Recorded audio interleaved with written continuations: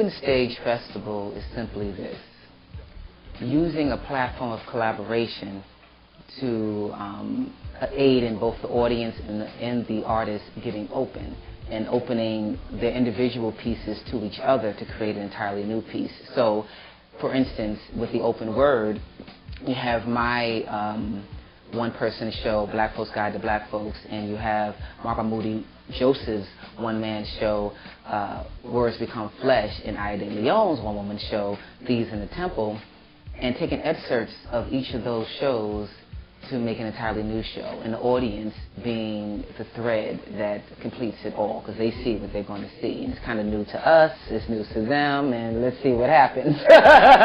Luckily, it came out okay.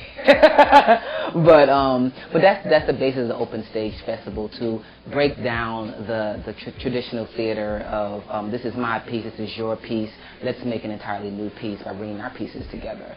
And it's about finding artists that are willing to do that. And once you have that, that's half the battle. Right?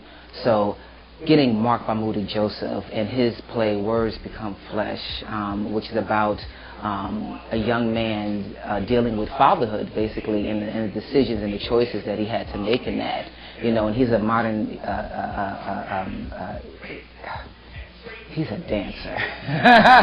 He's a dancer. He flies when he's on the stage, and he's a master poet, and he knows how to present his words. Thus, words become flesh, and words become flesh is more of the flesh is his son, and these are the words that brought him to life, basically. Institution and God complex delusions started cooling with my dad, gave him that, told him you all of that, and racism got fat off his own PR. He said, I am the star of this show. So getting someone like that, and then on the other hand, getting Aya de Leon, who's also another master poet, you know, from this area, who and a political activist out the wazoo, you know what I mean? Like, she knows how to bring the politics to the stage in such a humorous way. So she was a sharp contrast to a lot of the serious things that Moody was talking about. Mama's jacked up 1982 Nissan Sentra, rapping about social and political issues to the beat of the AM only radio, and following him down the street will be this pack of supermodels, all hot to get him in bed. Towards the end of the video, Tyra Banks will corner him, and he'll tell her, very sensitively of course, that she seems like a nice person, but sex makes him feel vulnerable, and he doesn't know her at all, and he would need time to build up the intimacy between them, which he's not really available for because he has a girlfriend, a brainy girl with glasses who outweighs the supermodels by at least 50 pounds and he's madly in love with her and completely committed to the relationship. Of course, on the TV show, I play the girlfriend. And then there's me. Bringing Black Folks Guide to Black Folks, which has to deal with homophobia in the black community. And this is another thing that hasn't been, you know, presented on stage as far as all these people of color talking about a myriad of things, you know, at the same time, and having all these different styles. And man, what a pleasure!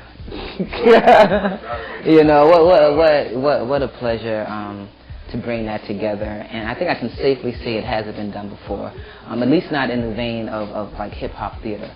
You know, I mean that's what they're calling it, whatever. But I just consider hip hop theater the theater of today. Hip hop is more, it connotes the generation, you know, as opposed to the music, specifically the music or the culture, more the generation, and what we're bringing to the stage. And the stage needs us. Be like 100 degrees outside. And have them that they kind of hats on.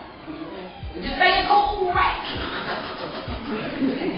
Well, actually, talk about, you know, what my folks is saying is actually speaking to what I'm trying to say about, you know, the black man today in America AA. You see, all that materialism and extravagantalism has distracted us from our purpose in the community to protect the black woman and child, you know, in this world of levels. Because you see, you got Satan and then you got devils.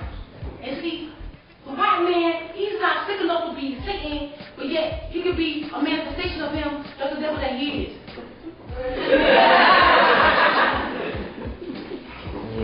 And with the Open Soul, working with these different artists like Nona Mecco, whose voices, if it had to be compared, she's been compared to Nancy Wilson a lot.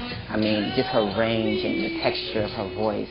You know, this is a young woman in her young 20s, and then there's Gabriella Baylor, who's originally from New Orleans, and that kind of, what can I call it, like gumbo soul, like this petite woman, you know, with this large voice.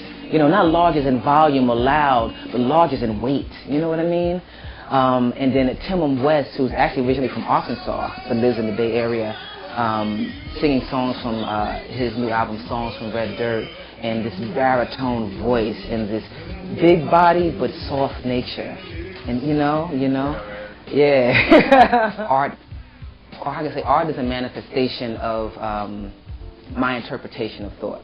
Thought is open to everybody. Ideas is open to everybody. You can't own an idea. You shouldn't own an idea. You shouldn't attempt to own an idea because that defeats the whole purpose of an idea, you know. But how I interpret that idea and how I bring that idea to fruition, how I see it, that's my art.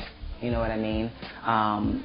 But collaborating with other people who also think like that, then there's this other area, this other gray area or illuminated area that is so illuminated we can't even see what it's going to be, you know, and we just leave it to itself and won't know until we hit the stage. You know, that's that magic, and that's why I think myself and Marpa Moody Joseph and Aya De Leon and Timon West and Nona Mecco and Gabriella Baylor do what we do.